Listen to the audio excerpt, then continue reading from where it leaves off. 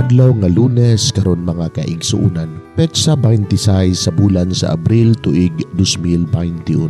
Ang pagbasa kinutlo gikan sa Ebanghelyo sumala ni San Juan, kapitulo 10, bersikulo 1 ngadto sa 10. Unya miingon si Jesus, "Sultihan ko kamo.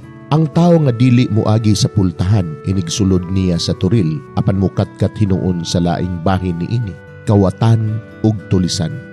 Apan ang magbalantay sa mga karnero, musulod agi sa pultahan. Ang mga pultahan ablihan sa tig-abli aron makasulod siya.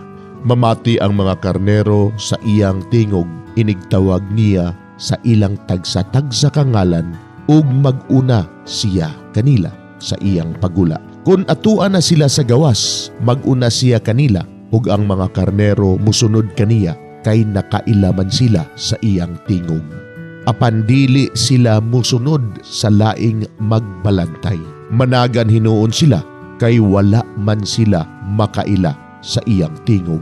Gisaysay ni Jesus kanila kining sambingaya, apan wala sila makasabot sa iyang gisugilon kanila. Busa miingon si Jesus pag-usab, "Sultihan ko kamo.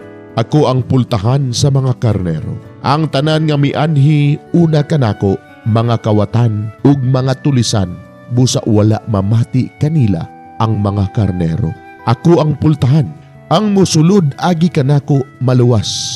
Makasulod gawas siya ug makakaplag siyag masibsib. Apan ang kawatan muanhi aron lamang pagpangawat, pagpatay ug paglaglag. Mianhi ako aron makabaton kamo og kinabuhing madagayaon." Mga igsuon, ang Ebanghelyo sa Ginoo. Daygon ikaw o Kristo.